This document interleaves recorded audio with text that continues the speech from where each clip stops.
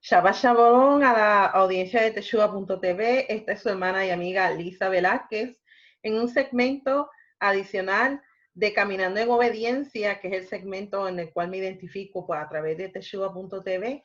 Esta noche vamos a estar considerando la Parashá Vayislach para que nosotros podamos estudiar la porción de la palabra que a nosotros nos encomendamos y sabemos que vamos a aprender a caminar en sus estatutos. Para mí es un honor y un placer poder estar con ustedes cada vez que tengo la oportunidad de sentarme a estudiar con el grupo internacional a través de la plataforma Zoom. Les invito a que por favor se suscriban a mi canal en YouTube. Usted me puede buscar en YouTube por Lisa Velázquez y ahí aparecerá mi canal para que también usted pueda repasar los demás videos que haya posteado.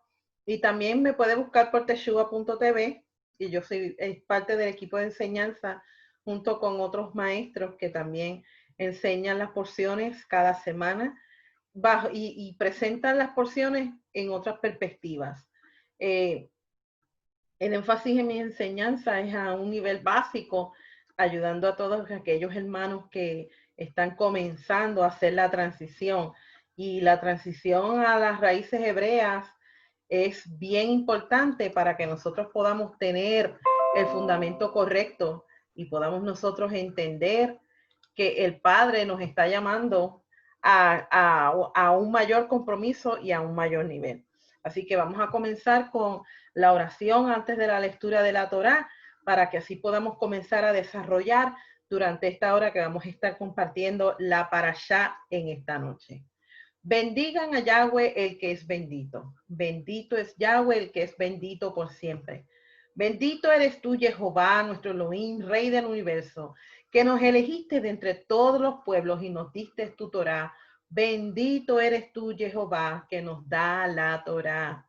Baruch et Adonai Hameborá. Baruch Adonai Hameborá Leolam Baed. Baruch atah Adonai Eloheinu melech haolam asher bahar banu mikol bahanim venatan lanu et torato. Baruch et Adonai le noten ha Torah. Bendito sea el nombre del Eterno por siempre. Bien, amados, la parashá de esta semana es una parashá bastante compleja. Vamos a estar hablando acerca de varios temas. La parashá se titula Vayishlach, que significa y él envió. Es la octava lectura del libro de Génesis y el título Vayishlach proviene del primer versículo de la lectura de Génesis capítulo 32, comenzando con el verso 3. Y si usted tiene la Biblia con usted, yo le invito a que siempre esté siguiendo las lecturas de los versículos que vamos a estar considerando en esta noche. Y entonces comienza la parashá en el Génesis 32:3, porque la parashá Vayishlach comienza con Génesis 32, comenzando con el verso 3, hasta Génesis 36, culmina con Génesis 36 y el versículo 43. Y el verso 3 comienza diciendo, Jacob envió mensajeros delante de él, o sea, delante de él mismo, a Esaú, su hermano, hacia la tierra de Seir, el país de Edom. So, la parashá anteriormente, que fue la parashá Vayetse, él culmina cuando en los primeros dos versículos del mismo capítulo 32 de Génesis, cuando él sale de viaje y vio, el padre le da el privilegio a Jacob a ver el ejército de Elohim acampando. Él tiene esta experiencia y entonces él llama a ese lugar donde tiene esta experiencia Mahanaim. Y este nombre Mahanaim lo que significa o se traduce comúnmente como campamentos. Entonces, en su viaje, porque él va de viaje hacia la tierra de su padre, más sin embargo, durante esa travesía, comienza el versículo diciendo de que él iba y se encaminaba hacia la tierra de Seir porque iba al encuentro para su hermano Esaú. Y en otras parashá hemos nosotros estudiado la enemistad, por decirlo así, que había entre hermanos. Jacob se prepara para encontrarse con su hermano Esaú cuando regresa o va de camino hacia la tierra de Canaán. Pero entonces en esta parashá hay varios conceptos que están preparando la vida de Jacob mientras va al encuentro con su hermano. Entonces es parte del proceso de la vida de Jacob que nos concierne a nosotros cuando él va hacia la tierra y nosotros estamos en la misma travesía que se encuentra o se encontró Jacob, porque él iba de camino hacia la tierra, a su heredad. Recordemos que Isaac, su padre, lo había bendecido dándole los derechos de la primogenitura a él, y entonces eso significaba que Jacob era el heredero legítimo y legal de todas las posesiones que le correspondían a él de su padre. Entonces, pues todos conocemos la historia. En otras parashas anteriores nosotros pudimos ver cómo es que Esaú entrega su primogenitura. Mucha gente dice que Jacob lo engañó y que él se robó la primogenitura, mas no es así, porque Jacob, él se había criado de una manera que él había compartido con su abuelo Abraham, quien le estaba también dirigiendo su crecimiento.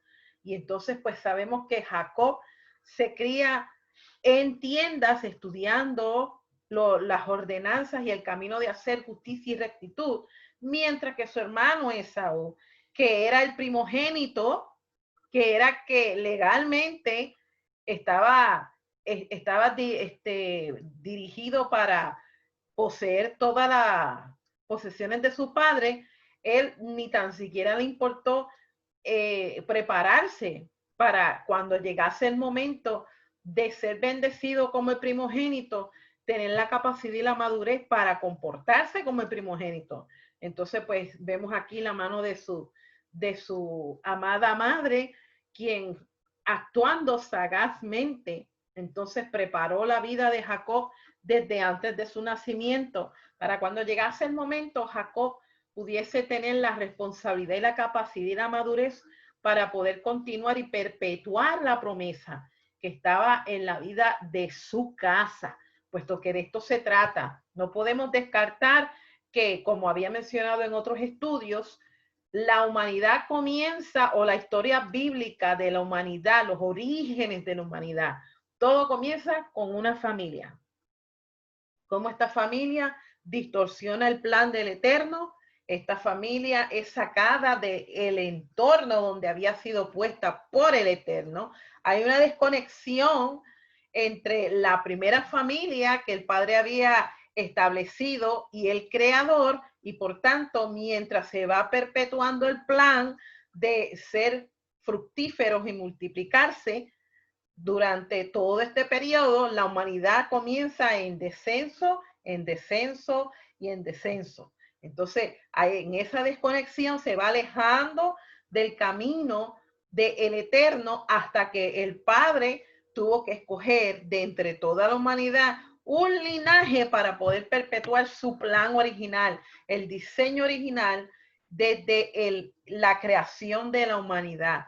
Entonces, en la vida de Jacob, en esta parashá podemos ver ciertas cosas que pasaron que probaron la vida de Jacob.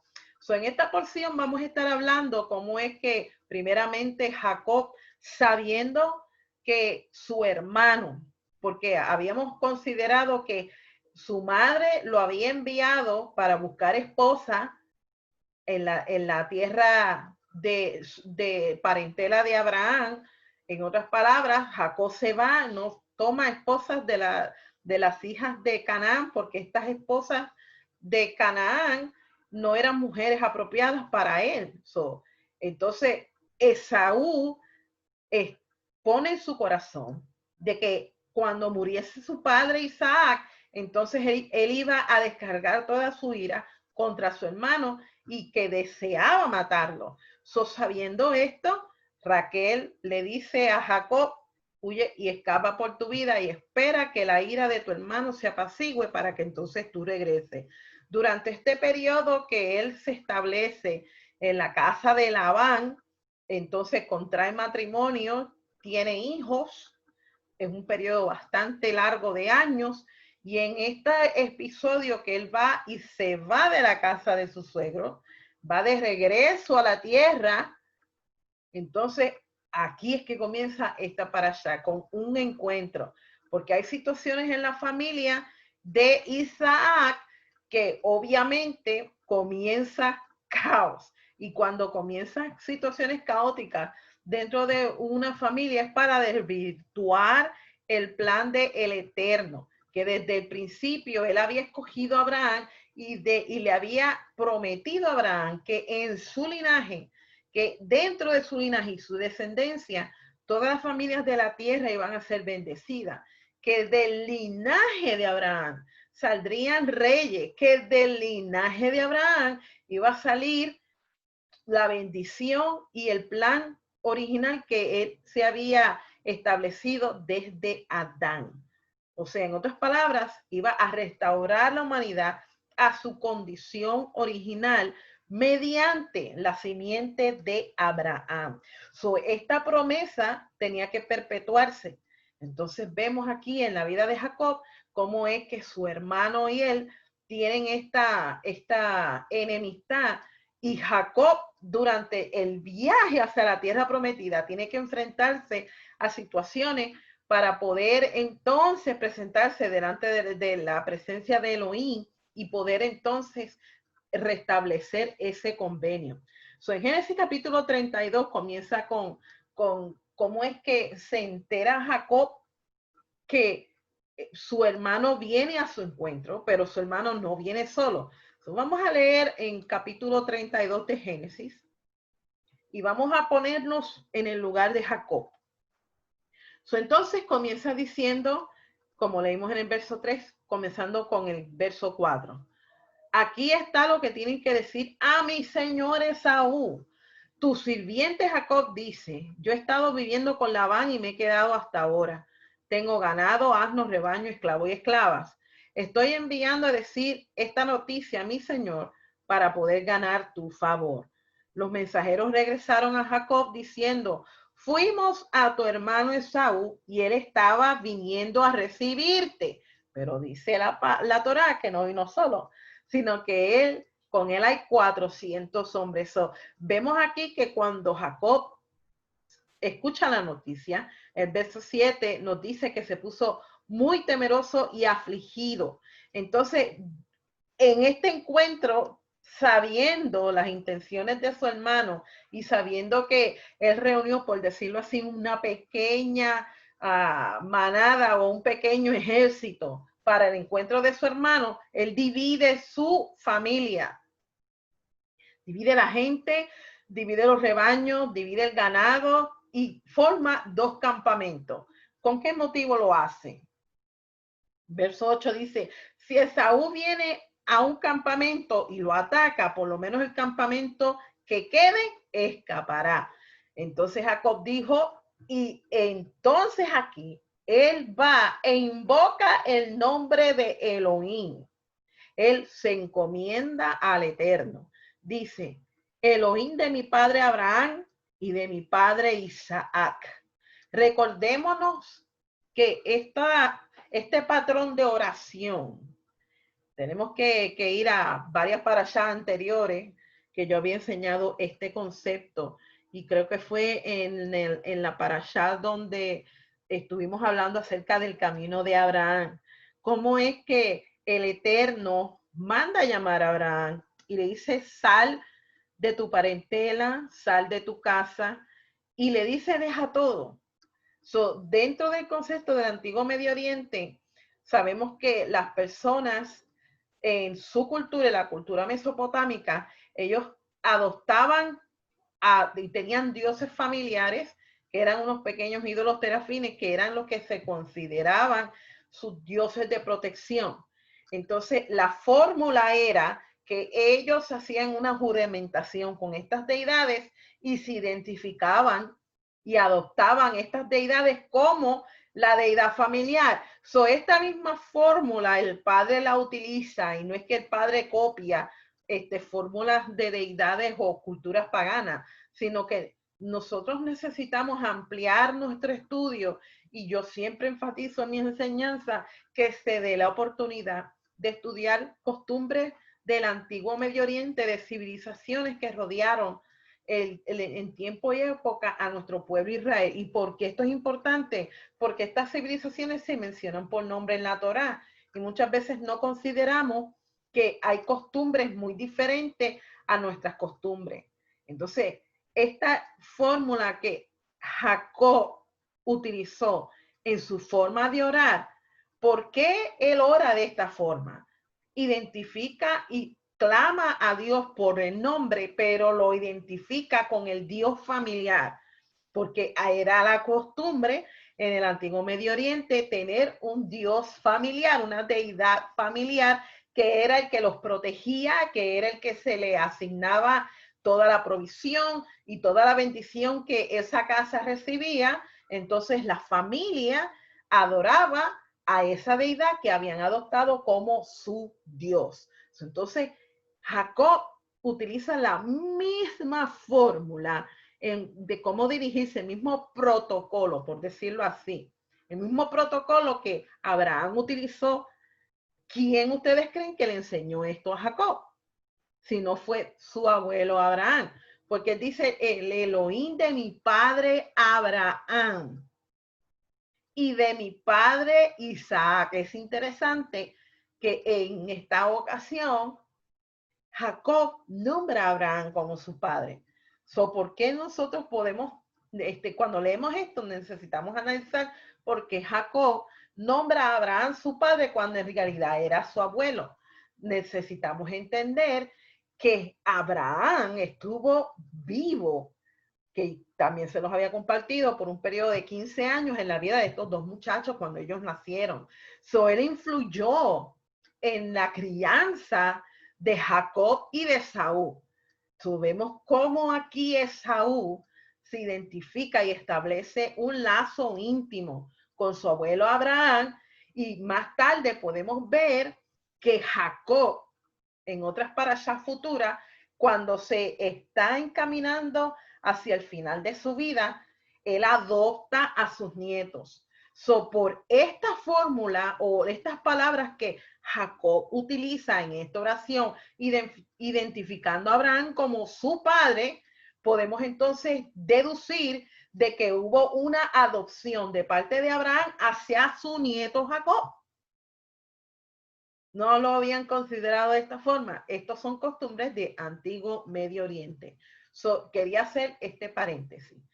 Él dice, Elohim de mi padre Abraham y Elohim de mi padre Isaac, y lo nombra por el nombre que se le había revelado el Elohim a Abraham, Jehová, quien me dijo, regresa deprisa a la tierra de tu nacimiento y yo te haré bien. En otras ocasiones anteriores, esta fue la instrucción que recibió del Eterno. Por eso él se dirigía hacia la tierra de Canaán cuando sale de la tierra de su suegro.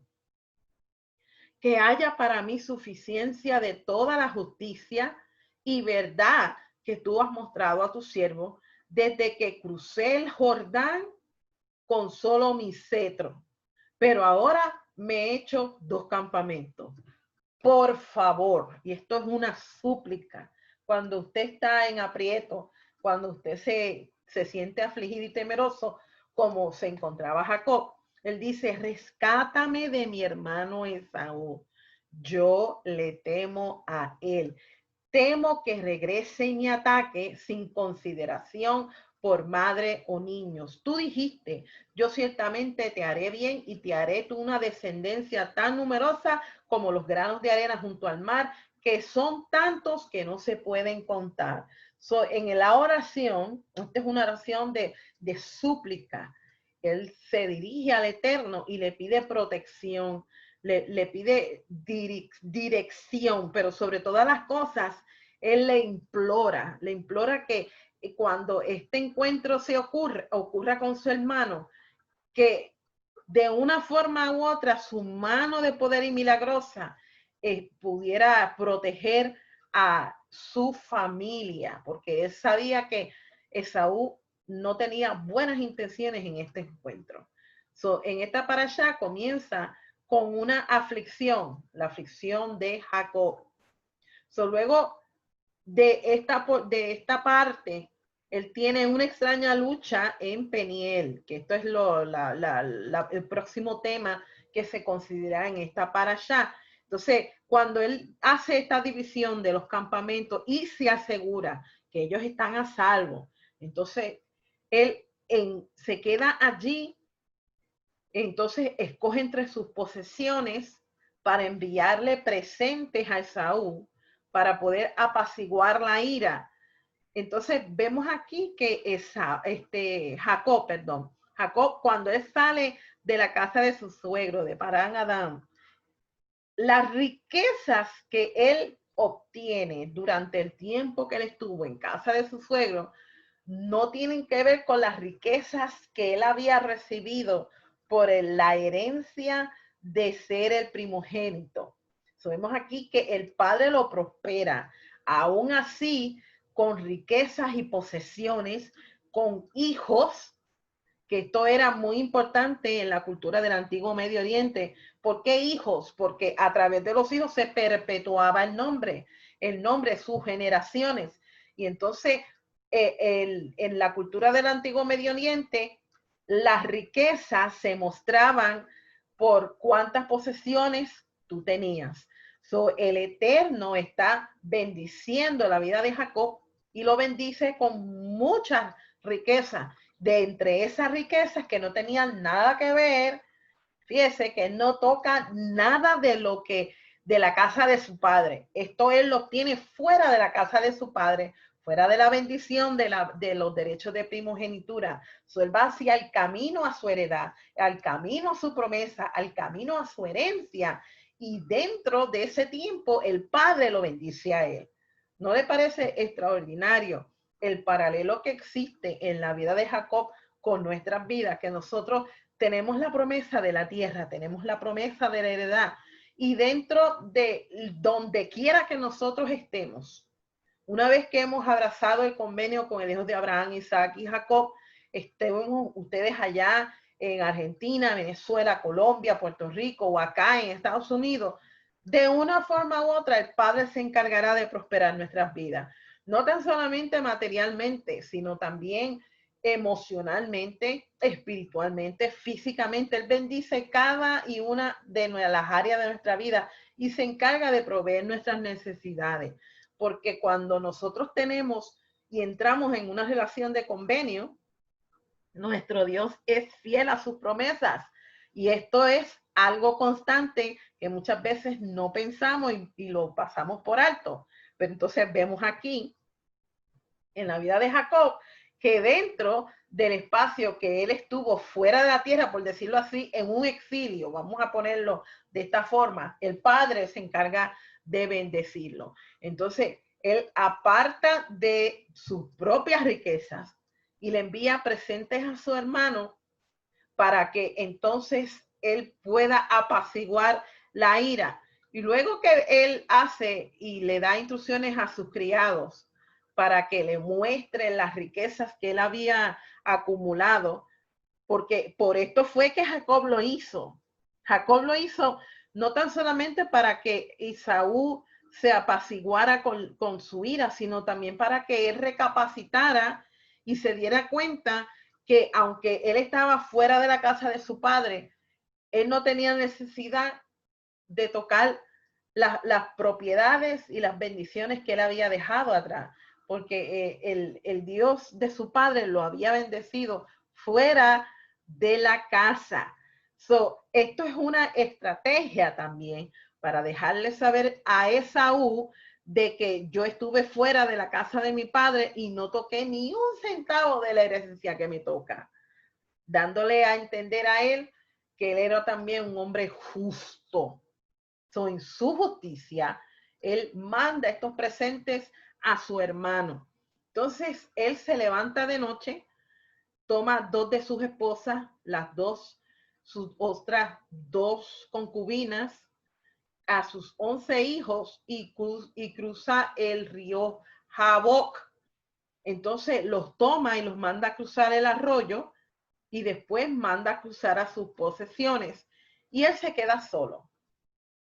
Y en esta ocasión hay un encuentro, dice aquí la Torá, que cuando él estaba solo en esta lucha y esta angustia que estaba Jacob, que se encontraba, puesto que nosotros tendemos a que cuando tenemos tendencia por alguna situación que no hemos resuelto, no tendemos a descansar porque no hay descanso en nuestro espíritu, no hay descanso en nuestra alma y no hay descanso en nuestra mente. Entramos en unos conflictos mentales, en unas luchas mentales. El peor campo de batalla que nosotros podemos librar se encuentra en nuestra mente. Por eso el apóstol Pablo siempre nos aconseja en Filipenses, dice, en esto pensar. Piensa en todo lo bueno, en todo lo justo, en todo lo que es amable, en todo lo que es afable, puesto que nosotros necesitamos filtrar todos nuestros pensamientos y nosotros no podemos tomar decisiones cuando estamos vulnerables. Por eso fue que en su soledad Jacob decide entonces clamar al Eterno y pedir dirección, aunque él actúa preveyendo seguridad física a su familia y estratégicamente poniendo su familia en 2 campamentos diferentes. Entonces él también se dirige al Eterno y hay un encuentro cuando él se queda solo. Y él dice la Torá que cuando él se quedó solo, él luchó con un personaje, con un hombre. Este hombre luchó con él hasta el alba. En otras palabras, Jacob no se daba por vencido. Este personaje con quien él estuvo luchando, no dice la Torá quién fue. Hay tantas vertientes y tantas opiniones respecto a esta escena y este suceso en la vida de Jacob, pero podemos ver, y esta es mi propuesta, si ustedes, lo que yo he podido estudiar, los sabios tienen muchas opiniones y cuando nosotros estudiamos la Torá y queremos interpretarla, lo único que podemos hacer es una especulación o una propuesta de opinión, puesto que la Torá en sí no identifica a este personaje misterioso, pero podemos nosotros deducir, esta es mi propuesta, familia, de que este personaje es un enviado, un mensajero de parte de Elohim en respuesta al clamor que él está dando, puesto que tenemos que leerlo todo en contexto. Él clama a Elohim por protección. Entonces actúa preveyendo el peligro que se avecina, que tiene que enfrentarlo, y este peligro no lo puede enfrentar solo porque él no estaba viajando solo. Él naturalmente se preocupa por lo que él tiene a su alrededor, su familia, no tan solo sus posesiones, sino lo más preciado, su familia. En respuesta a esta oración, el Eterno envía a un mensajero con una misión específica. ¿Cuál es esta misión? Vamos a leer para poder deducir cuál es la misión.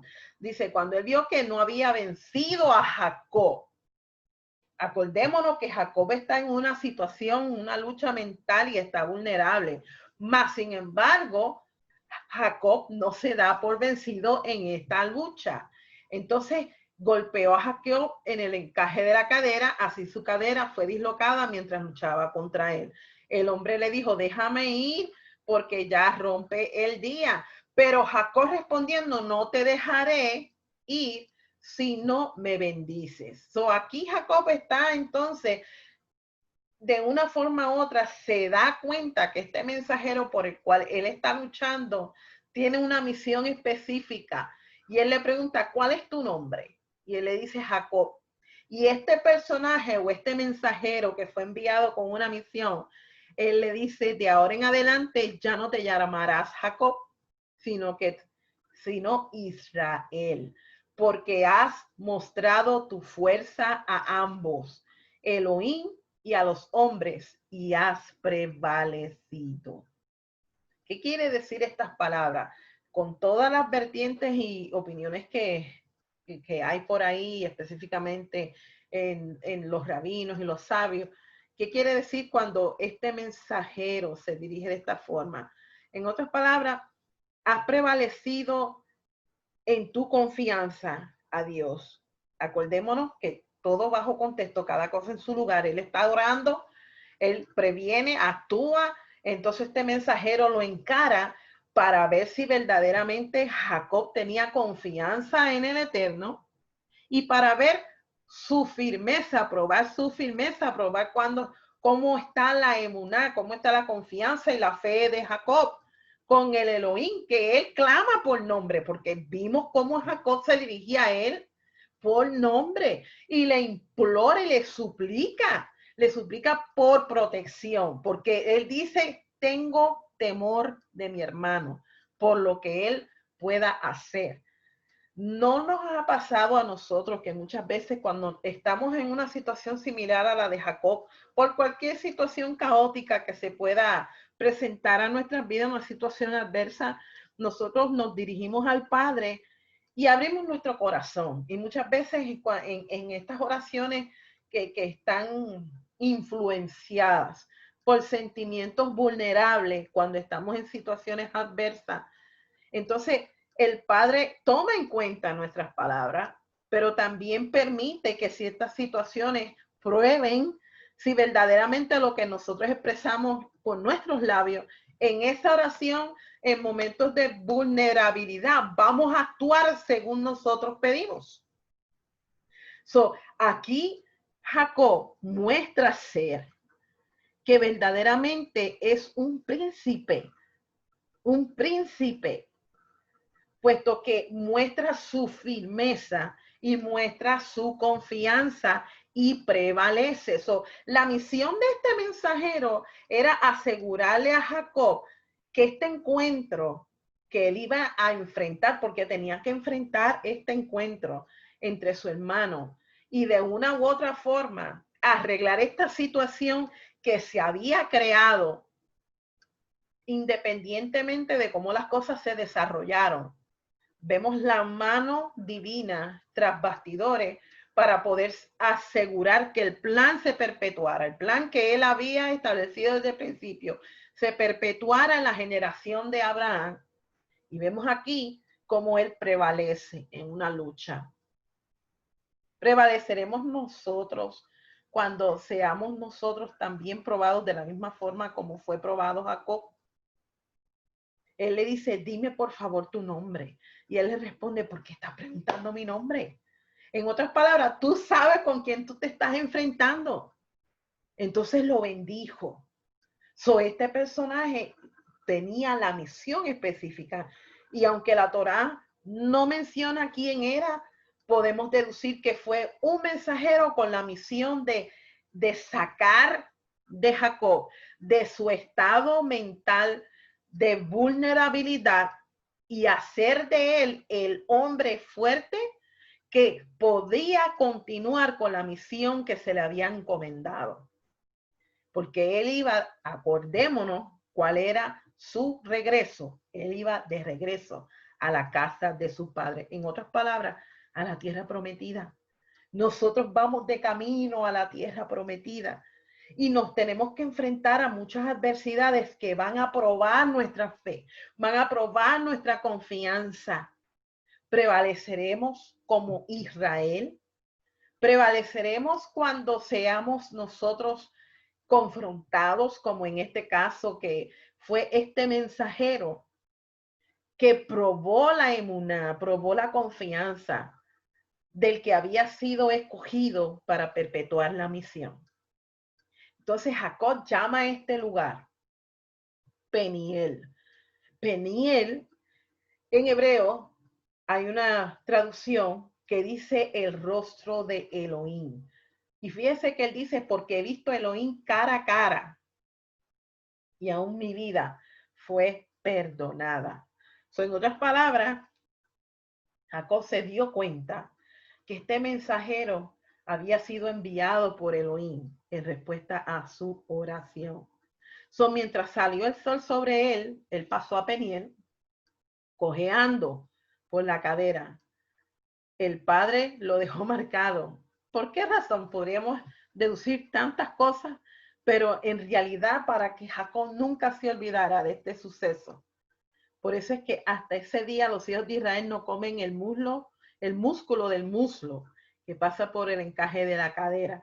No es que coman carne humana, sino de toda carne limpia, nosotros o el pueblo de Israel no acostumbra a comerse el músculo del muslo que pasa por la cadera, porque nuestro padre Jacob fue marcado en esa área. Qué interesante que podemos hacer estas conexiones. Después de este episodio, entonces en el capítulo 33 de Génesis ocurre el famoso encuentro. Jacob y Esaú se encuentran y luego de este encuentro que se lleva a cabo después de estos 400 hombres que llegan, Jacob divide los niños. Es importante notar de que las matriarcas, Lea y Raquel, siempre se permanecen cerca de él. Entonces, cuando se encuentran, Jacob vio la familia, los niños, pregunta quiénes son ellos. Y entonces la respuesta que le da Jacob es importante que lo notemos. Vamos a leer la respuesta. A ver, ¿qué señor? ¿Qué le dice mi señor? Ok, vamos a comenzar con el capítulo 33 y vamos a ver desde el verso 8. Esaú preguntó, ¿cuál fue el significado de esta posesión de manadas que encontré? O sea, de todos los regalos y presentes que Jacob le envía. Entonces el hermano dice, quédate con tus posesiones para ti. Pero Jacob dice, no, por favor, si ahora he ganado tu favor. Entonces acepta las bendiciones. Solo ver tu rostro ha sido como ver el rostro de Elohim, porque ahora que me has recibido. Así que por favor acepta el presente que te he traído, pues Elohim ha tratado bondadosamente conmigo y tengo suficiente. Así que él le insistió hasta que lo aceptó. Lo que quería Esaú también asegurarse era que si todas estas posesiones que él estaba enviando eran parte de la herencia que supuestamente le tocaba a él. Por eso es que Saúl no lo quería tomar, porque había animosidad, porque se estaba recordando de las cosas que él tuvo que entonces comenzar desde cero. Esaú tuvo que comenzar desde cero para hacerse próspero. Pero entonces él dice, el Elohim de mi padre es el que me ha bendecido y tengo suficiente.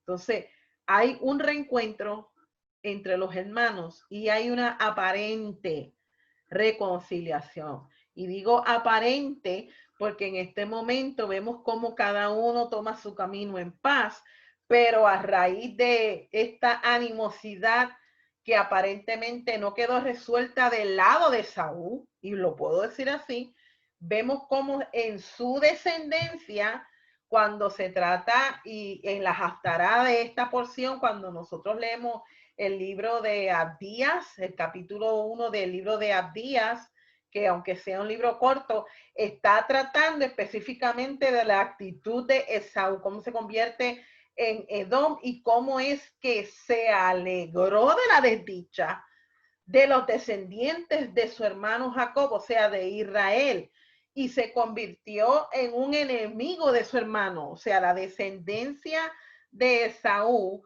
a través de los años, mientras él va multiplicándose y nacen descendientes que se convierten en reyes y así por el estilo, cuando comienza la historia de Israel y a estructurarse como nación, entonces cuando fue conquistada y fue sitiada, Esaú se alegró de la desdicha de la descendencia de su hermano. Por eso yo digo que fue una aparente reconciliación y le animo a que por favor estudie el libro de Abdías, que está incluido en las Haftará de esta porción, para que nosotros podamos ver la actitud de Esaú. Por eso es que constantemente el padre lo rechaza, porque siendo pariente o siendo hermanos, cuando Israel necesitaba de la ayuda de su hermano, él la negó y se mantuvo en una posición de burla por las cosas que le estaba ocurriendo a Israel. Por tanto, por eso puedo decir que fue una aparente reconciliación. Entonces, aquí en esta parte del capítulo 33, Jacob es sagaz, puesto que Esaú quería que se estableciera junto con él. Pero acordémonos que él necesitaba regresar a la casa de su padre, porque él tenía que poner en marcha su posición como primogénito y tenía que encargarse de las posesiones que legalmente a él le tocaban. Por eso es que silenciosamente, entonces cada uno se establece en otro lado. Entonces, es interesante que Esaú se va y regresa a Seir, pero Jacob sigue hasta Sucot y allí edifica una casa y puso cabañas para su ganado. En otras palabras, él tabernaculizó en la tierra de Sucot, habiendo viajado desde Parán Adam. Entonces se encuentra cerca de la ciudad de Shechem o Siquem, y que estaba cerca de la tierra de Canaán, y allí acampó cerca de la ciudad. Pero entonces aquí en el capítulo 34 comienza otra situación caótica en la vida de Jacob, y aquí comienza a ver cómo es que su única hija, la hija Dina, se mezcla en una relación, por decirlo así. Muchas personas o en muchas Biblias hay muchas traducciones que dicen que ella fue violada, en tantas opiniones de los sabios, si realmente Dina fue violada o no fue violada. Hay algunas palabras en el hebreo que yo pude leer mientras me estaba preparando para este estudio. Hay muchas vertientes que no quiero entrar al caso. Lo único que podemos decir y concluir fue que la relación en la cual se mezcló Dina no fue una relación normal, porque Dina era una doncella virgen, y su virginidad fue tomada de una forma que causó vergüenza a la familia de Jacob, y no tan solamente el suceso de ella, sino como es que Leví y Simeón, después que Jacob entra en un acuerdo, en una alianza, puesto que el muchacho que degrada a Dina se enamora de ella y quiere entrar y formaliza una alianza con Jacob para poder casarse legalmente con Dina, y Leví y Simeón toman venganza. Después que todos los hombres de Siquem se circuncidan, para entonces ellos se circuncidan de buena gana para poder entonces entrar en una relación de alianza con la familia de Jacob. Y entonces llega este suceso donde se aniquila a todos estos varones y toman las mujeres y el botín de la ciudad, y entonces ponen en vergüenza a la familia de Jacob y el nombre de Jacob. Y Jacob era una persona también reconocida como lo era Abraham. Entonces, aquí en este suceso, en el capítulo 34, él regaña a sus hijos después que ellos toman venganza, y los pone en una situación de peligro que tienen que huir. Después que ellos entraron en la ciudad y hicieron toda esta matanza, Jacob, en temor de la represalia que las otras ciudades iban a tomar en contra de él, entonces toman su rebaño, ganado, asnos y salieron fuera de la ciudad. Entonces en el capítulo 35, el Eterno nuevamente se le aparece a Jacob y le dice, vete a Betel, vive allí, porque acordémonos que él iba de regreso a la tierra. Y dentro del regreso de la tierra, en su jornada, estas situaciones tuvo que enfrentarlas. Fueron situaciones familiares. O ya tenía una hija que estaba deshonrada. 2 de sus hijos habían cometido una matanza trayendo deshonra también al hogar de la familia. Entonces, el padre tuvo que intervenir para que Jacob continuara con su enfoque y continuara con su viaje. Le dice, vive allí en Betel, quien se te apareció cuando oíste a tu hermano. Entonces Jacob dijo a su familia y a todos con él. Fíjese esta instrucción. Desechen los dioses ajenos que tienen con ustedes y pónganse en ropa fresca. Vamos a ponernos en camino a Betel. Allí haré un altar a Elohim, quien me respondió cuando estaba en tal aflicción y me preservó por toda la jornada por la cual fui. Durante todo este tiempo, tenemos que ir a otras parachas anteriores, donde su esposa Raquel había hurtado los terafines de su padre y no eran terafines para adorarlo. Él dice, desechen los dioses ajenos.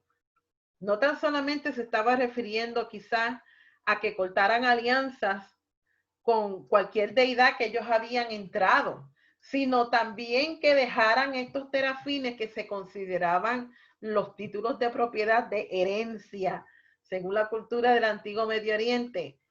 En otras palabras, Jacob se propuso a reestructurar la vida moral de su casa, la vida de adoración de su casa como patriarca de la familia.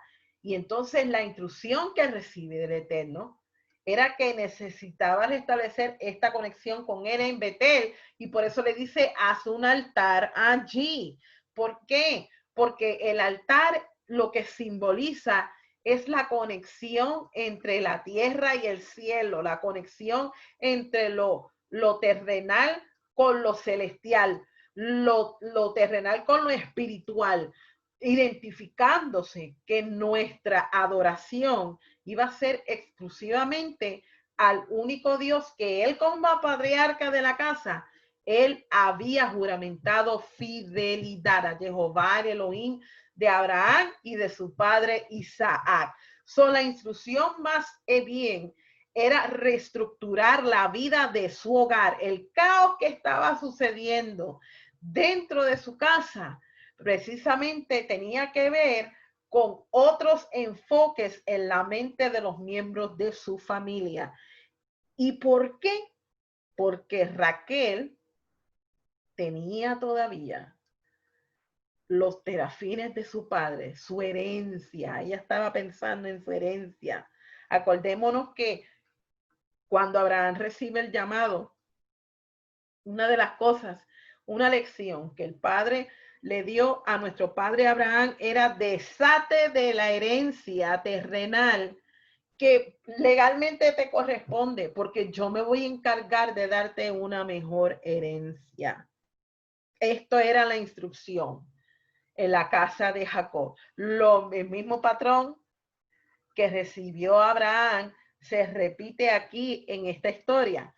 Y dice, ellos dieron a Jacob todos los dioses extraños en posesión de ellos. Y fíjate que dice, los aretes que estaban usando en sus orejas y Jacob los enterró delante del árbol de terebinto. Y este árbol de terebinto es llamado el árbol de hechicero. En otras palabras, todo aquello que se conecta con una adoración externa, cualquier cosa que nosotros tengamos en lugar de nuestro Elohim eterno, se considera y se constituye como un acto de idolatría e hechicería. So, el padre quería que Jacob reestructurara su casa. Qué interesante que todos estos conceptos no los vemos a simple vista si no estudiamos Antiguo Medio Oriente. So, entonces, entierran todas estas posesiones, se desraigan y hacen como si fuera un ritual de purificación. Dice que se cambiaron, se lavaron y se cambiaron sus vestimentas. ¿Por qué? Porque ellos entonces habían sido puestos en un lugar de juicio. ¿Por qué habían sido puestos en un lugar de juicio? Porque habían derramado sangre inocente, Simeón y Leví. So, ellos estaban como fugitivos, huyendo. So, el terror y el miedo de que los eliminaran en su jornada era real. Por eso el padre tuvo que intervenir en esta ocasión. Dice, Jacob los enterró debajo del árbol de terebino, cerca de Shechem, y los destruyó hasta ese día. Por tanto, Israel salió de Shechem y un terror de Elohim cayó sobre las ciudades alrededor de ellos, así que ninguno de ellos persiguió a los hijos de Israel. Y Jacob y toda la gente que en él arribaron a Betel y en la tierra que está en la tierra de Canaán. Allí él edificó un altar y llamó a aquel lugar Betel, Elohim de Betel, porque allí fue donde Elohim se había revelado a él en el tiempo que él estaba huyendo de su hermano, que fue donde él tuvo esta visión que fue en la parashá anterior. Entonces, luego comienza otro proceso. Cuando ellos se purifican, el Jacob regresa a Betel. Entonces, en el capítulo 35, nace Benjamín y muere Raquel. En el versículo 16, ellos llegan a Betel y le dice en el 9, después que Jacob había vuelto de Padan Aram, Elohim se apareció otra vez y lo bendijo. Elohim le dijo, tu nombre es Jacob, pero ya no te llamarás Jacob, tu nombre será Israel. So, el mismo mensaje que le da el mensajero en la lucha antes del encuentro con Esaú, su hermano, vuelve y le repite las mismas palabras. So, por eso podemos deducir que este mensajero fue enviado de parte del Eterno cuando este mensajero le cambia o le dice, ya no te llamarás Jacob, sino que te llamarás Israel. Y dice el verso 11, además Elohim le dijo, yo soy el Shaddai. Y repite las mismas palabras de la promesa que le había dado a Abraham y a su padre Isaac. Sé fructífero y multiplícate. Naciones, ciertamente una asamblea de naciones. Por eso es que Israel siempre se compondrá de un pueblo mixto. Siempre se compondrá de un pueblo mixto. Aquí lo estamos leyendo en la Torá. Dice, además, una asamblea de naciones saldrá de ti, reyes descenderán de ti. Y la tierra que yo le di a Abraham y a Sara te la daré a ti, será para ti, para tu descendencia después de ti, que yo te daré esta tierra. Entonces Elohim subió de él allí donde había hablado con él, y Jacob erigió una piedra de señal en el lugar que él había hablado, un pilar de piedra. Entonces derramó sobre ella una ofrenda de libación y derramó aceite sobre ella. Y Jacob llamó el lugar donde Elohim le había hablado con él, Betel. Esta costumbre de erigir pilares de piedra Lo vemos a través de la historia de también de Josué, cuando él se va encaminando precisamente hacia la tierra prometida. Él hace un altar de piedras no labradas y un memorial, puesto que allí esté marcando que esa jornada el Padre se le había parecido también a Josué y le había reiterado la promesa y le había dicho que él iba a conquistar e introducir al pueblo de Israel a la tierra prometida. Esta costumbre de erigir altares de piedra en el antiguo Medio Oriente, lo que estaba significando era que en aquellos lugares, cuando nombraban un lugar con un nombre específico, era el lugar de conexión entre el encuentro con la deidad a la cual ellos estaban sirviendo. Por eso era la costumbre de erigir estos pilares de piedra. Y sabemos más adelante cuando el Eterno les revela a Moisés los planos del tabernáculo y luego más tarde cuando se construye el templo, entonces es totalmente prohibido el hacer estos memoriales de piedra. ¿Por qué? Porque cuando Israel introduce a la tierra prometida, que finalmente se establece allí, con el pasar del tiempo, no todas las naciones que estaban habitando en la tierra prometida fueron echadas fuera. Israel se contamina y coge la misma costumbre de erigir pilares de piedra y altares para sacrificar a dioses de piedra, a dioses de madera y a dioses paganos. Entonces, estrictamente se hace esta prohibición y se establece que el lugar de el altar oficial para traer ofrendas y sacrificios y para hacer esta clase de libaciones que hizo aquí Jacob, que hizo una libación de aceite y lo más probable una libación de vino o de agua, pues entonces vendría siendo el altar dentro de el templo, que se iba a ser el lugar oficial para que pudiese Israel acercarse al Padre. Esto es un poco de historia y yo también enfatizo que por favor vaya y estudie acerca del tema del templo. Luego que Jacob llame este lugar Beitel, planta su tienda más allá a la torre de Gader, y es aquí que no se menciona, lo sabemos, que ya Raquel estaba esperando a su segundo hijo, a Benjamín. Ya ella había tenido José. Entonces aquí está Benjamín naciendo, y en medio de su parto, que nace Benjamín, ella muere. Y entonces Jacob viene y la sepulta en el camino de Efrat, que ese es Betlehem. La sepulta allí y erige un pilar de piedra en su sepultura, que es la tumba de Raquel, que hasta hoy día permanece en esa ciudad.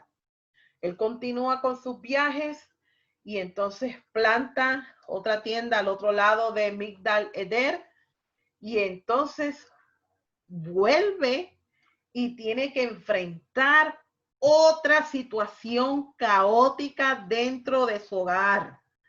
Sabemos que la fe de Jacob fue probada, a pesar de que él le había dicho a su casa que se desprendieran de los dioses ajenos y en otras palabras hicieran un compromiso con el Dios de sus padres. Es aquí donde su hijo primogénito deshonra su nombre al dormir con su concubina. Vemos aquí que hay problemas de moralidad dentro de la casa de Jacob. Los hijos de Lea, y culmina aquí la parashá diciendo los hijos de Lea fueron Rubén, Leví, Simeón, Judá, Isaacar y Zebulón. Nombra a los hijos de Raquel, José y Benjamín, los hijos de Bilá, los hijos de Silpa, y entonces viene y culmina la parashá cuando él llega a la casa de su padre. Cuando todos estos hijos nacen mientras él estuvo en Padan Aram, lo que se conoce como el territorio de Hebrón, en la tierra de Canaán. Y aquí muere Isaac de 180 años. Y vemos entonces cómo es que sus hijos vienen y los sepultan. Luego en el capítulo 36 comienza entonces la genealogía de Esaú y cómo es que este hombre hace alianzas con una de las hijas de su tío Ismael y toma esposas, y combina la parashá hablando acerca de la genealogía de Edom, los clanes de Edom, la descendencia de Edom. En esta parashá podemos ver cómo es que nuestro padre Jacob tuvo que enfrentar bastantes pruebas, situaciones adversas, para poder llegar finalmente al destino, a su tierra, y arrastrando con todo un pasado, tuviendo que resolver situaciones dentro de su hogar, sacando y estructurando la mentalidad en su casa, la moralidad en su casa, viendo a su hijo deshonrando su lecho matrimonial. O sea, son situaciones reales dentro de la vida de la familia de Jacob. Y cómo es que esta parashá culmina dándonos a nosotros el listado de los descendientes de Esaú, y cómo Esaú se convierte en Edom, y cómo Edom se convierte en Roma.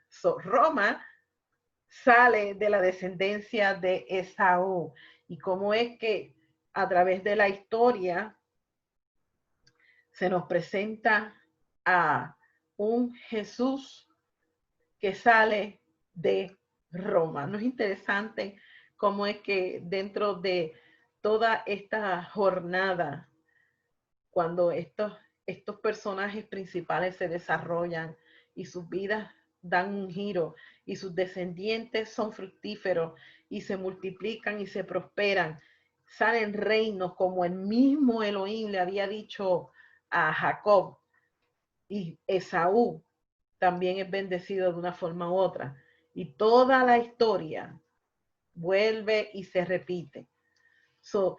¿Qué podemos nosotros aprender acerca de esta parashá? Jacob el luchador. ¿Cómo es que Jacob prevalece en medio de sus luchas? Se convierte en el hombre que el Padre, que nuestro Eterno quiso estructurar a Jacob para él poder ser y perpetuar la bendición que había recibido. Jacob es el luchador que sigue una vida de lucha porque reconoció que la bendición, para aportar la bendición de Elohim, vale la pena prevalecer. Algo por lo cual Esaú estaba dispuesto a cambiar lo que le tocaba a él por legítimamente, lo desprecia, y Jacob lo toma. Aprendemos de Jacob el valor de lo que es eterno. Aprendemos a aferrarnos a Elohim y negarnos a dejarlo ir cuando todas las situaciones que nosotros quizás nos toca enfrentar por nuestras propias fuerzas, muchas veces optamos por dejar de servir a Dios, como muchas personas han optado. Con nosotros adoptar una actitud de prevalecer cuando nos responde nuestra oración, nosotros tenemos que poder discernir qué cosas necesitamos dejar ir. Cuando se nos golpea, cuando nosotros soltamos aquellas cosas que el Padre está demandando, se activa en nosotros ese lado de la conexión con el Eterno, a poder nosotros soltar y someternos a la voluntad de Dios y dejar ir aquellas cosas que el Padre está demandando de nosotros. Él quiere que su pueblo se aferre a Él, como hizo Jacob, que se aferró del talón de su hermano, sabiendo que algún día lo que su hermano despreció, él lo iba a tomar. Que en la noche más oscura que a nosotros se nos toque enfrentar, que podamos entender que allí también Dios se nos revela, que podamos entender que muchas veces andar en tinieblas es para poder aferrarnos a la luz de la palabra del Eterno, donde está su presencia, que Él salta sobre nosotros para poder responder nuestra oración y acudir a nuestra necesidad. De la historia de Jacob podemos aprender que hay dos tipos de personas que podemos enfrentarnos. Hay quienes se aferran a Dios en las luchas y en las pruebas, y hay quienes lo soltarán y lo dejarán ir. El hombre moderno puede decirnos a nosotros, no puedo verlo y por tanto no me puedo aferrar a lo que no veo. Pero una persona que vence emulando el ejemplo de nuestro padre Jacob, no lo suelta, ni tan siquiera en la oscuridad más tenebrosa. So te dejo con este pensamiento para que podamos nosotros aplicarnos en la vida de Jacob, cómo es que muchas veces nuestras luchas nos enseñan a aferrarnos más al Eterno y no dejar soltar ir la bendición. Espero que esta parashá de una forma u otra le haya ayudado y que el Eterno nos siga dando la sabiduría para poder enfrentar lo que nos toque enfrentar y podamos prevalecer como hizo nuestro padre Jacob. Así que me despido de la audiencia de Teshuva. Será hasta la próxima ocasión donde estaremos estudiando otras porciones de la parashá. Shabbat Shalom y que el Eterno les bendiga a todos.